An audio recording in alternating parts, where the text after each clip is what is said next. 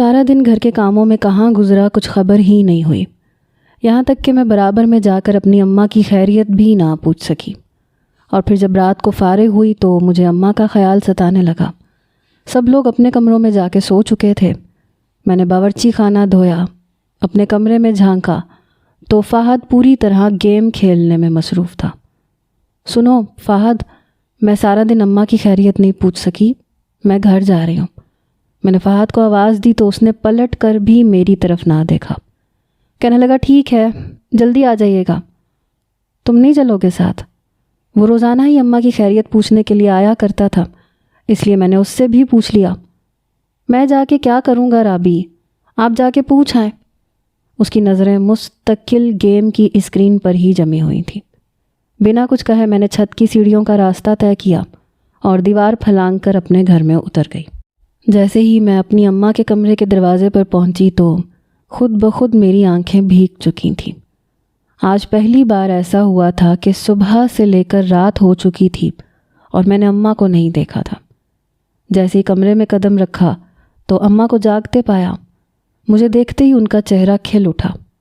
رابی، صبح سے تمہارا انتظار کر رہی ہوں، لگتا ہے شوہر کا ساتھ ملتے ہی تم مجھے بھول گئی ہو۔ اماں کی بات پر میری آنکھوں کے گوشے نم ہو گئے۔ کیا بتاتی اماں کو کہ میں شوہر کے ساتھ نہیں بلکہ گھر کے کاموں میں مصروف تھی۔ بس اماں، سارا دن وقت گزرنے کا پتہ ہی نہیں چلا۔ میں اماں سے کسی بھی قسم کی کوئی ایسی بات نہیں کرنا چاہتی تھی جس سے انہیں تکلیف پہنچتی، اس لیے میں نے خالہ کے رویے کا ہرگز بھی کوئی ذکر نہیں کیا۔ فہد نہیں آیا؟ ویسے تو روز آتا ہے، آج کہاں رہ گیا؟ اماں نے میرے پیچھے کی طرف جھانکا، لیکن وہاں فہد موجود نہیں تھا۔ اماں، وہ تھک گیا تھا اس لیے سو گیا ہے۔ ویسے بھی میں آ گئی ہوں نا آپ سے ملنے، آپ کو کسی چیز کی ضرورت تو نہیں؟ میں نے اماں کے ہاتھوں کو تھام کے اپنے ہونٹوں سے لگایا، ان کی خوشبو اپنے اندر اتارنے لگی۔ نہیں نہیں، مجھے کسی چیز کی ضرورت نہیں ہے، سب کچھ موجود ہے گھر میں۔ تم بتاؤ کیا کھاؤ گی، کیا بناؤں تمہارے لیے؟ اماں کے انداز محبت دیکھ کر میرا دل بھر آیا۔ وہ ایسے پوچھ رہی تھیں جیسے میں مہمان ہوں۔ اماں کیا ہو گیا، میں مہمان تھوڑی ہوں، بس یوں ہی آپ کو دیکھنے کے لیے آ گئی تھی۔ پھر میں نے اماں کو اپنے ہاتھوں سے دوائی کھلائی، سونے کے لیے لٹا دیا۔ اماں کو بہت زیادہ تنہائی کا احساس ہو رہا تھا، نیند بالکل نہیں آ رہی تھی، اس لیے وہ مجھ سے باتیں کرنے لگی۔ میں نے بھی انہیں تنہا چھوڑنا مناسب نہ سمجھا، یہاں تک کہ مجھ سے باتیں کرتے کرتے انہیں نیند لگ گئی۔ پھر اماں کو سوتا چھوڑ کے جب میں واپس اپنے سسرال کی سیڑھیاں اترنے لگی تو سامنے خالہ کمر پہ ہاتھ رکھے کھڑی نظر آئی۔ ہم شریف لوگ ہیں رابعہ، ہمارے گھر کی عورتیں اس طرح آدھی رات کو چھت کی دیواریں نہیں پھلانگتی۔ برابر میں اماں کا گھر ہونے کا مطلب یہ نہیں ہے کہ جب جی چاہا منہ اٹھا کے چلی گئی۔ ہمارے گھر کے کچھ قاعدے قانون ہیں۔ رمشا بھی 15 دن میں ایک دفعہ اپنی اماں کے گھر جاتی ہے، اور وہ بھی چند گھنٹوں کے لیے۔ تم بھی 15 دن میں ایک دفعہ ہی جاؤ گی۔ خالہ کی بات سن کے میرے ہوش اڑے تھے۔ کیا کہہ رہی ہیں خالہ؟ آپ جانتی ہیں اماں اکیلی رہتی ہیں، بیمار ہیں، میں انہیں دوا دینے کے لیے گئی تھی۔ خالہ کی بات نے مجھے صدمہ پہنچایا تھا۔ اگر ماں کا اتنا ہی خیال ہوتا نا تو اسے چھوڑ کے یوں شادی نہ کرتی۔ ماں کا چھوڑو، تم نے تو اپنے مرحوم باپ کا بھی لحاظ نہیں رکھا۔ سارا محلہ تھوک رہا ہے تم پہ۔ 4 دن سے زیادہ اگر شادی نبھا لو تو بڑی بات ہے، ورنہ تم جیسی گھاگھ نوکری پیشہ عورتیں زیادہ دن گھر نہیں بسا سکتی۔ آئندہ اس طرح منہ اٹھا کے گئیں تو مجھ سے برا کوئی نہیں ہوگا۔ خالہ نے مجھے تنبیہ کی اور دندناتے ہوئے اپنے کمرے میں چلی گئی۔ میری آنکھوں سے آنسو بہنے لگے۔ میں یوں ہی بھیگتی آنکھیں لیے اپنے کمرے میں داخل ہوئی تو سامنے ہی بستر پر فہد بیٹھا تھا۔ فہد، خالہ نے مجھے گھر جانے کے لیے منع کر دیا، پلیز تم انہیں سمجھاؤ نا، اماں بیمار ہیں۔ میں فہد کے نزدیک بیٹھ گئی، آنکھوں سے آنسوؤں کی جھڑی رکنے کا نام نہیں لے رہی تھی۔ میں کیا سمجھاؤں رابعہ، گھڑی دیکھی ہے تم نے؟ اپنی اماں سے ملنے گئی تھی یا وہاں رہنے کے لیے چلی گئی تھی؟ 1 بجنے والا ہے، میری اماں کو غصہ تو آنا ہی تھا نا۔ فہد کے لہجے کی سختی پہ میں چونک کے اسے دیکھنے لگی۔ کیا کہہ رہے ہو فہد؟ تم نے ہی تو کہا تھا کہ تم بھی اماں کا خیال رکھو گے، اور اب میرے جانے پہ بھی تمہیں اعتراض ہو رہا ہے۔ میں اعتراض نہیں کر رہا ہوں، بس اتنا کہہ رہا ہوں کہ اماں نہیں چاہتی کہ تمہاری وجہ سے رمشا بھابھی کوئی جھگڑا کھڑا کر دیں۔ وہ 15 دن میں ایک دفعہ جاتی ہیں، تم بھی اماں کے سامنے 15 دن میں ایک دفعہ چلی جایا کرنا، باقی میں تمہیں چوری چھپے ملوانے کے لیے لے جاؤں گا، اور روزانہ فون کر لیا کرو۔ اگر گھر دور ہوتا تو کیا تم اتنی رات کو جاتی؟ فہد نے اپنے لہجے کو نرم کرتے میرے ہاتھوں کو پکڑا تھا۔ دیکھو رابی، اماں اس شادی پہ راضی نہیں تھی، میں نے انہیں بہت مشکل سے رضامند کیا ہے۔ اب یہ تمہارا کام ہے کہ تم ان کا دل جیتو۔ رمشا بھابھی سے 4 ہاتھ آگے بڑھ کے اماں کی خدمت کرو، گھر سنبھالو، پھر دیکھنا سب کچھ بدل جائے گا۔ میں نے خاموشی سے فہد کی بات سنی اور بنا کچھ کہے سونے کے لیے لیٹ گئی۔ دل میں گرہ سی بن گئی تھی۔ وہ جو کافی عرصے سے میری محبت کا دعوے دار تھا، مجھے حاصل کرنے کے لیے دن رات تڑپ رہا تھا، اب وہ مجھ سے کمپرومائز کی امید رکھ کے بیٹھا تھا۔ بدنامی بھی میرے حصے میں آئی۔ اپنی ماں کو چھوڑ کے اس نئے گھر میں ذلیل ہونے کا حق بھی مجھے ہی دیا گیا۔ اسے تو بس بیٹھے بٹھائے اس کی محبت مل گئی، اور اس نے پوری طرح مجھے حاصل کر لیا۔ شاید مرد کی محبت کا سفر ایک مقام پہ آ کے مکمل ہو جاتا ہے۔ اپنے آنسو پونچھتے میں نے اپنی آنکھیں بند کیں تو وہ خود ہی میرے نزدیک آ گیا، میری گردن پر اپنے لب رکھتے ہوئے کہنے لگا، رابی ناراض نہ ہو، بہت محبت کرتا ہوں میں آپ سے، بس اماں کو منانے کے لیے تھوڑے دن صبر کر لینا۔ بے اختیار وہ میرے وجود پر اپنی محبت کی مہر ثبت کر رہا تھا، اور میں اس کی قربت کو اس وقت صرف مجبوراً برداشت کر رہی تھی۔ جب کچھ دیر بعد اسے محسوس ہوا کہ میں محبت کے اس سفر میں اس کے ساتھ ہم قدم نہیں ہوں، تو وہ ایک دم ہی غصے میں آ گیا۔ کیوں زندہ لاش کی طرح پڑی ہے رابی؟ پرابلم کیا ہے آخر؟ اس کے لہجے کو محسوس کرتے میں اٹھ کے بیٹھ گئی۔ پرابلم یہ ہے فہد کہ تم نے مجھ سے شادی کی یہ کہہ کے کہ تم میرا اور میری ماں کا خیال رکھو گے، لیکن اب تم یہ چاہتے ہو کہ میں تمہارا اور تمہارے گھر والوں کا خیال رکھوں اور میری ماں جائے بھاڑ میں۔ ایسا نہیں ہو سکتا کہ میں 15 دن میں ایک دفعہ اپنی ماں کی خیریت پوچھنے جاؤں، اور تم نے کہا تھا کہ تم پارٹ ٹائم نوکری کر کے میرا اور میری ماں کا خرچہ اٹھاؤ گے، اور اب تم چاہتے ہو کہ میں اپنی نوکری سے تمہاری تعلیم اور اس گھر کا خرچہ اٹھاؤں۔ میں نے غصے میں سچائی کا آئینہ فہد کو دکھایا تو وہ تل ملا گیا۔ کیسی باتیں کرتی ہیں رابی آپ؟ میں خیال رکھوں گا آپ کا اور آپ کی ماں کا، کچھ عرصہ تو میرا ساتھ دے نا، نوکری مل جائے گی مجھے، پھر دیکھیے گا کیسے سب کچھ بدل جائے گا۔ فی الحال میں بھائی کے ٹکڑوں پہ پل رہا ہوں، اس لیے مجبوری ہے، اماں کی ہر بات پہ ہاں میں ہاں ملانا پڑتا ہے۔ اگر اماں نے ہمیں گھر سے نکال دیا تو کہاں جائیں گے ہم؟ فہد کی بات پر میں نے شکوہ کناں نظروں سے اسے دیکھا تو اس نے مجھے اپنے سینے میں سما لیا۔ پلیز رابی، میری خاطر بس کچھ دن، پھر دیکھیے گا میں آپ کی زندگی خوشیوں سے بھر دوں گا، ایک گھر بناؤں گا جہاں آپ کو، آپ کی اماں کو سکون کی زندگی دوں گا۔ مجھے پتہ ہے میری اماں کا رویہ ٹھیک نہیں ہے، لیکن مجبوری ہے، بس کچھ دن میری خاطر۔ والہانہ انداز میں مجھے چومتے ہوئے وہ دھیمے دھیمے اپنی سانسیں میرے چہرے پہ چھوڑ رہا تھا۔ کچھ دیر تک میں خاموشی سے بس اسے سنتی رہی، لیکن پھر اس کی بےتاب محبت نے مجھے بھی راضی ہونے پہ مجبور کر دیا۔ وعدہ کرو فہد، مجھ سے وعدہ کرو کہ یہ بس کچھ دن ہی ہوں گے۔ بالآخر میں اس کے آگے ہارنے لگی۔ پکا، پرومس۔ معصوم چہرہ لیے اپنی انگلیوں سے اپنی گردن کو پکڑتے اس نے وعدہ کیا تو میرے چہرے پہ بھی مسکراہٹ بکھر گئی۔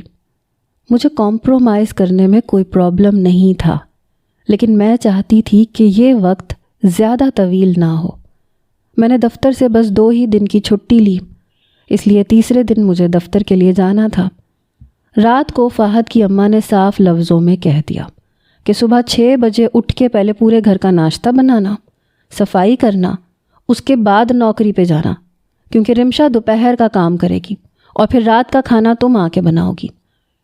خالہ کی بات پہ میں صرف سر ہلا کے رہ گئی، لیکن ساری رات فہد کی بے تابیاں برداشت کرنے کے بعد صبح مجھ میں اتنی ہمت بھی نہیں تھی کہ میں بستر سے اٹھ سکوں۔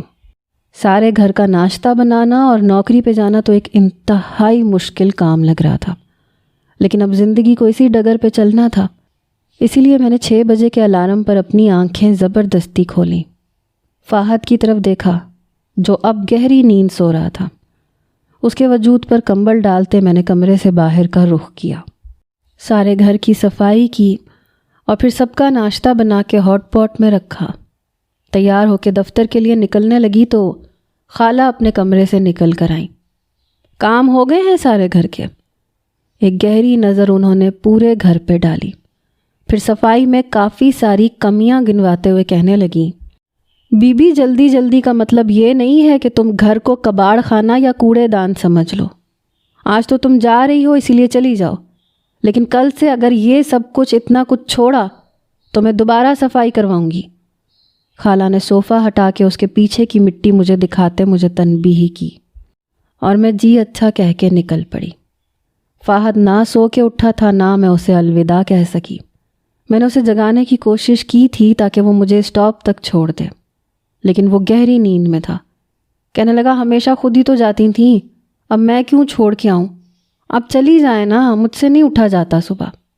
اسی لیے تو میں نے ایوننگ میں ایڈمیشن لے رکھا ہے، میری آنکھ 4 بجے کھلے گی۔ میرا ہاتھ جھٹکتے ہوئے اس نے اٹھنے سے انکار کیا اور میں تپتے سورج کی شعاعیں برداشت کرتے ہمیشہ کی طرح بس اسٹاپ پہ پہنچ گئی۔ ساتھ ہی میں نے خود کو سمجھایا کہ فہد ابھی چھوٹا ہے، لاؤبالی ہے، دھیرے دھیرے سمجھدار ہوگا تو اپنی ذمہ داریاں بھی سمجھ لے گا۔ لیکن بس اسٹاپ تک پہنچنے میں نے جن نظروں کا سامنا کیا وہ صرف میں جانتی تھی۔ محلے کے ہر شخص نے مجھے سر سے پاؤں تک گھور کے دیکھا تھا، اور ان کی آنکھوں کی چبھن میں شاید ساری زندگی نہیں بھلا سکتی تھی۔ ایسا لگ رہا تھا جیسے میں نے حلال نہیں کوئی حرام کام کر دیا ہو۔ سارا دن دفتر میں کمر توڑنے کے بعد جب میں شام کو گھر پہنچی تو خالہ نے دروازے کے اندر قدم رکھتے ہی مجھے رات کے کھانے کا مینیو بتا دیا اور میں صرف سر ہلا کے رہ گئی۔ کمرے میں پہنچی تو فہد خود پہ پرفیوم اسپرے کرتا ہوا آئینے کے سامنے کھڑا گنگنا رہا تھا۔ مجھے دیکھتے ہی کمر سے پکڑ لیا، سارے کمرے میں گول گول گھومتے میری کمر تھامے ڈانس کرنے لگا۔ کیا کر رہے ہو فہد؟ چکر آ رہے ہیں مجھے۔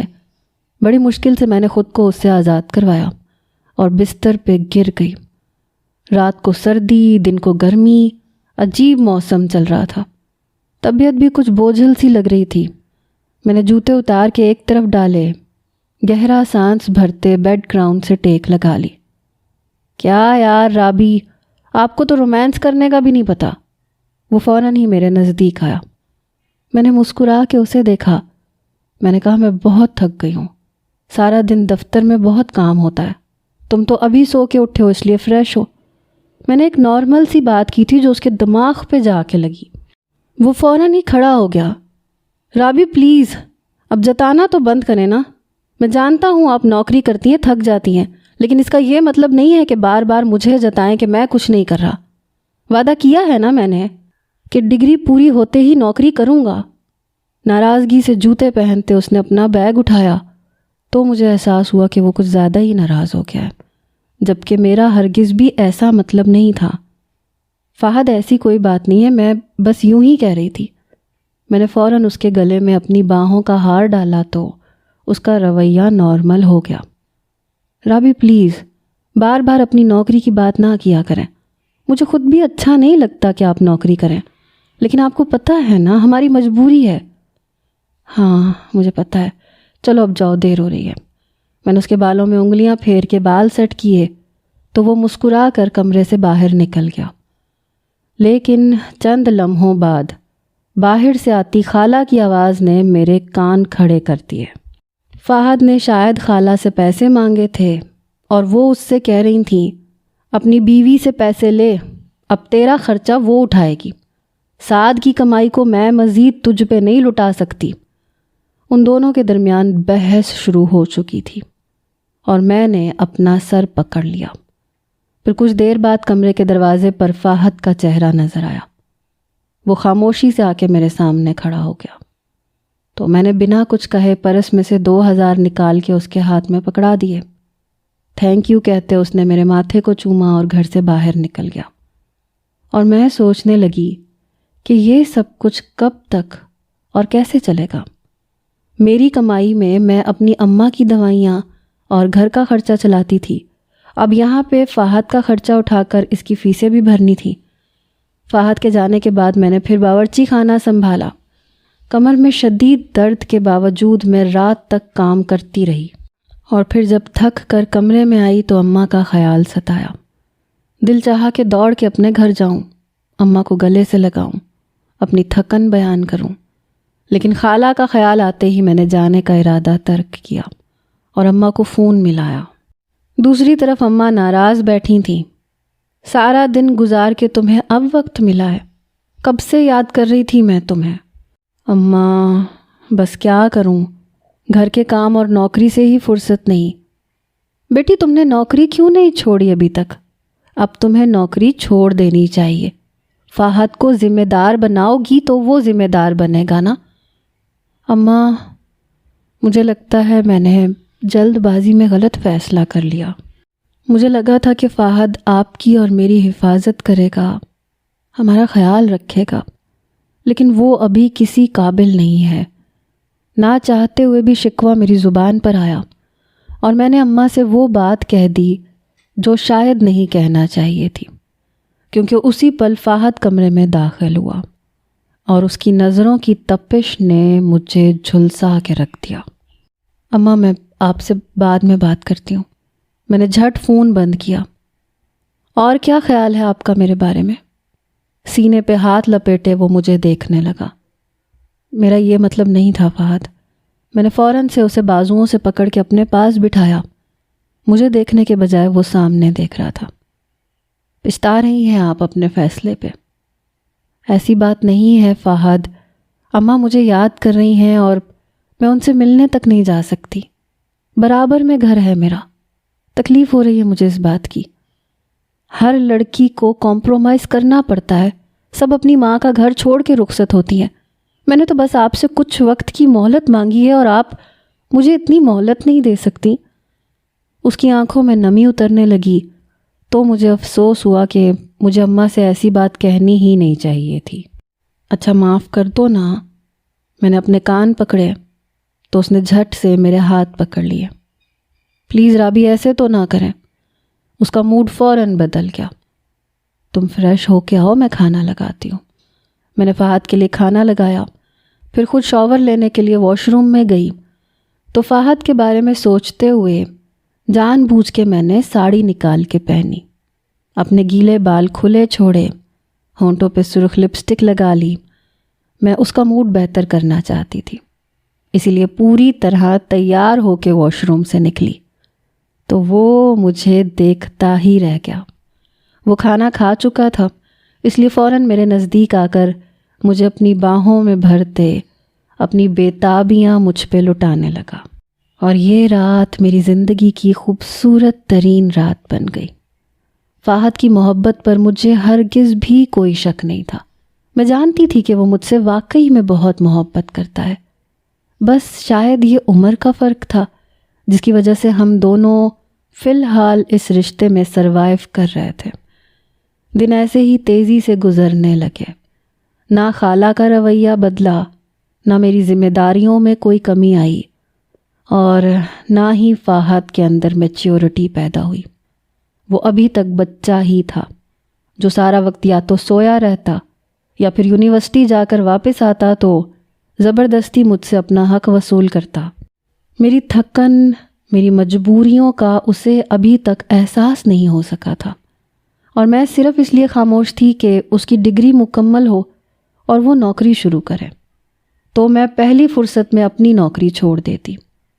فی الحال تو میں فہد کی پڑھائی کا خرچہ بھی اٹھا رہی تھی، اس کی ضروریات بھی پوری کر رہی تھی، ساتھ ہی اپنی ماں کی دوائیاں بھی، اور یہ سب کچھ مینج کرنا میرے لیے کافی مشکل تھا۔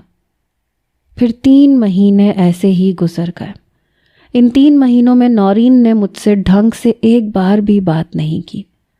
اس گھر میں پوری طرح سے خود کو انجان محسوس کرتی تھی۔ سارا کام کاج کرنے کے باوجود بھی نہ رمشا بھابھی کا مزاج میرے ساتھ بہتر تھا اور نہ ہی خالہ کا۔ دھیرے دھیرے فہد کی اماں نے رمشا بھابھی کی ذمہ داریاں بھی میرے کندھے پہ ڈال دی تھی۔ وہ خالہ کی پسند سے آئی تھی، اس لیے خالہ نے انہیں بہت زیادہ فیور دیا تھا، اور رمشا بھابھی مجھ سے اس لیے نفرت کرتی تھیں کیونکہ فہد کے لیے وہ اپنی بہن کو بیاہ کے لانا چاہتی تھیں۔ اور پھر وہ دن آ گیا جب فہد کی ڈگری مکمل ہو گئی۔ 6 مہینے بعد وہ اپنی ڈگری لے کر واپس لوٹا تو سب سے زیادہ میں خوش تھی۔ اس دن میں نے فہد کا ہاتھ پکڑا، آنکھوں میں آنسو لیے میں نے اس سے کہا، بس اب تم جلدی سے کوئی نوکری تلاش کر لو، میرے لیے نوکری کے ساتھ گھر سنبھالنا، اماں کی دوائیاں وغیرہ لینا بہت مشکل ہے۔ تمہاری نوکری کے بعد شاید اس گھر میں مجھے میری جگہ مل جائے۔ فہد کہنے لگا، ہاں کیوں نہیں، میں فوراً نوکری کی تلاش شروع کرتا ہوں۔ پھر فہد نے کافی جگہ انٹرویو دیے۔ 1 مہینہ اسی میں گزر گیا۔ 1 مہینے بعد اسے نوکری ملی، لیکن انٹرنشپ پر، جہاں سے اسے تنخواہ کے نام پہ کچھ بھی نہیں ملنا تھا۔ 3 مہینے فری میں کام کرنا تھا کیونکہ اس کے پاس فی الحال کوئی تجربہ نہیں تھا۔ فہد اتنے کم پیسوں پہ کام کرنے کے لیے راضی نہیں تھا، لیکن میں نے اسے سمجھایا کہ انٹرنشپ کے بغیر کسی بڑی کمپنی میں نوکری نہیں مل سکتی۔ پھر میرے کہنے پہ ہی اس نے وہ نوکری شروع کی، لیکن 2 ہی دن میں اس کا حال بے حال ہو گیا۔ اسے صبح اٹھنے کی عادت نہیں تھی، اس لیے سب سے پہلا مشکل مرحلہ صبح اٹھنا تھا۔ 2 دن تو وہ جیسے تیسے اٹھ کے چلا گیا، لیکن تیسری صبح جب میں نے اسے اٹھانے کی کوشش کی تو انتہائی غصے میں مجھے برا بھلا کہنے لگا۔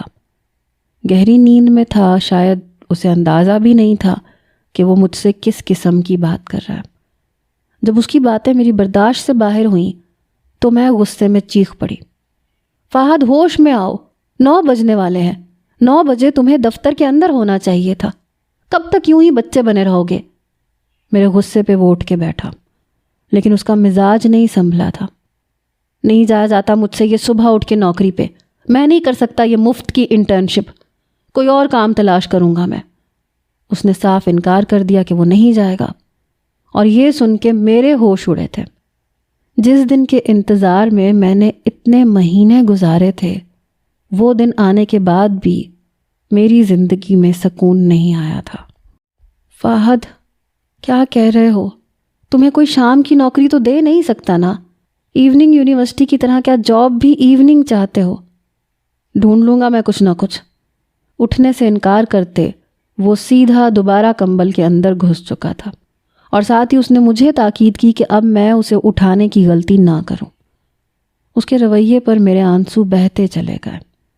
پھر خالہ کی آواز پہ آنسو پونچھ کے میں باہر نکلی تو وہ غصے میں آگ بگولا بیٹھی تھی۔ سارا وقت کمرے میں ہی رہو گی کیا؟ ناشتے کا وقت نکل رہا ہے، تمہیں کچھ ہوش بھی ہوتا ہے؟ خالہ، آپ سمجھائیں فہد کو، کب سے میں اسے اٹھانے کی کوشش کر رہی ہوں۔ نوکری پہ جانا ہے لیکن وہ تو اٹھ ہی نہیں رہا۔ میں نے پریشانی سے خالہ سے شکایت کی تو وہ طنزیہ سا مسکرا کے مجھے دیکھنے لگی۔ اگر وہ میری بات سننے والا ہوتا نا تو آج تم اس گھر کی بہو نہ بنی بیٹھی ہوتی۔ شادی کرتے وقت سوچنا چاہیے تھا کہ وہ ایک لا ابالی بچہ ہے۔ اس کے باپ کے مرنے کے بعد میں نے اور سعد نے اسے سر آنکھوں پہ بٹھا کے رکھا۔ اب تم دیکھو کیا اور کیسے کرنا ہے۔ ہم سے اس کی شکایت نہ ہی کرو تو بہتر ہے۔ تم نے سب کچھ جانتے بوجھتے اس سے شادی کی ہے۔ تمہیں تو بیٹھے بٹھائے جوان لڑکا مل گیا، اس وقت خیال نہیں تھا کہ وہ ابھی چھوٹا ہے، نادان ہے۔ خالہ نے فہد کو سمجھانے کے بجائے الٹا مجھ پر تانوں کے تیر چھوڑ دیے۔ انہیں موقع مل گیا تھا دوبارہ وہی پرانی باتیں کریدنے کا۔ خالہ، وہ اتنا چھوٹا بھی نہیں رہا، ڈگری پوری ہو چکی ہے اس کی، آپ نے کبھی اسے جلدی اٹھنے کی عادت ہی نہیں ڈالی، اب میرے لاکھ کہنے پہ بھی وہ آنکھ نہیں کھول پاتا۔ میں نے خالہ کو سمجھانا چاہا کہ انہیں فہد سے بات کرنی چاہیے، لیکن وہ تو غصے میں مجھ ہی پہ چیخنے چلانے لگی اور میں نے تنگ آ کر باورچی خانے کا رخ کیا۔ جیسے تیسے ناشتہ بنایا، دفتر سے چھٹی کر کے باقی کے کام نمٹائے۔ دوپہر کے وقت فہد اٹھا تو مجھے گھر پہ دیکھ کے حیرت سے پوچھنے لگا، آپ دفتر نہیں گئی آج؟ میرا دل چاہا میں اس کا منہ نوچ لوں۔ یہ تو مجھے تم سے پوچھنا چاہیے فہد کہ تم نوکری پر کیوں نہیں گئے آج؟ میرا غصہ آسمان کو چھونے لگا۔ یار صحیح نہیں ہے وہ نوکری، بہت کام کرواتے ہیں، پیسے بھی نہیں دے رہے، اوپر سے باس بھی بہت کھڑوس ہے، ایسے حکم دیتا ہے جیسے میں ملازم ہوں اس کا۔ بالکل نارمل لہجے میں کہتے وہ پاؤں پھیلا کر میرے سامنے صوفے پہ بیٹھ گیا۔ ملازم ہی ہو تم اس کے، جو تنخواہ دیتا ہے نا وہ کام بھی کرواتا ہے، اور جب تک تمہیں تجربہ نہیں ملتا تمہیں مفت میں ہی کام کرنا ہوگا۔ تم کوئی انوکھے نہیں ہو جو انٹرنشپ کرو گے، ہر فریش کو یہ کرنا پڑتا ہے۔ میں اسے سمجھانے کی نیت سے اس کے پاس بیٹھ گئی۔ پلیز فہد، بہت مشکل سے میں نے یہ وقت گزارا ہے، تمہاری ڈگری پوری ہونے کا انتظار کیا ہے، اب تم یوں سب کچھ برباد نہ کرو۔ انٹرنشپ پوری ہوتے ہی تمہیں بہت اچھی نوکری مل جائے گی۔ میں نے امید بھری نظروں سے اسے دیکھا تو اس نے میرا ہاتھ پکڑ لیا۔ رابی، میں نوکری نہیں کر سکتا، مجھے بزنس کرنا ہے۔ میرا ہاتھ پکڑتے اس نے ایسی بات کہی کہ میں چونک اٹھی۔ رابی، مجھے آپ کی مدد چاہیے، ایک بار بس بزنس شروع ہو جائے تو پھر دیکھیے گا سب بدل جائے گا۔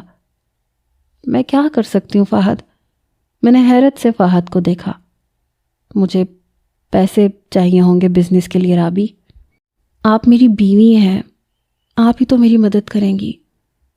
میرے کندھے پہ سر ٹکاتے اس نے میرے ہوش اڑائے تھے۔ میرے پاس بھلا کیا ہے؟ تم جانتے ہو میں سالوں سے نوکری کر رہی ہوں اور کتنی مجبوری میں کر رہی ہوں تمہیں یہ بھی پتہ ہے۔ رابی، آپ اپنا گھر بیچ دینا، اس سے جو پیسے آئیں گے میں بزنس شروع کر دوں گا، اور پھر جیسے ہی منافع آئے گا میں نیا گھر خرید کر آپ کو واپس کر دوں گا، آئی پرومس۔ فہد کی بات پر میرے وجود میں کرنٹ دوڑا تھا۔ پاگل ہو گئے ہو فہد؟ وہ میری ماں کا گھر ہے، اماں وہاں رہتی ہیں۔ میں ایک دم ہی اٹھ کے کھڑی ہو گئی۔ فہد نے پھر میرا ہاتھ پکڑ کے مجھے کھینچ کے بٹھایا۔ رابی، ایموشنل نہ ہو، سوچیں تو ذرا، اگر کاروبار چل پڑا تو ہم ساری زندگی عیش کریں گے۔ وہ بڑی محبت سے مجھے منانے کی کوشش کر رہا تھا۔ اور اماں کہاں جائیں گی؟ میں نے غصے سے فہد کو دیکھا تو کہنے لگا، اماں کو میں کرائے کے گھر میں شفٹ کروا دوں گا، بس کچھ عرصے کی ہی تو بات ہے۔ مجھے سمجھ میں نہیں آیا کہ میں فہد کی اس بات پہ اس کی جان لوں یا اس کے منہ پہ تماچا دے ماروں، مگر اس کی اگلی بات نے تو میرے سر پر آسمان ہی گرا دیا۔ رابی، میں نے اسٹیٹ ایجنٹ سے بات کر لی ہے، 60 لاکھ روپے میں آپ کا گھر فروخت ہو رہا ہے، میں نے پارٹی بھی دیکھ لی ہے، بس آپ مجھ پہ بھروسہ کر لیں۔ میری آنکھوں میں جھانکتے ہوئے اس نے میری سانسیں چھین لی تھیں۔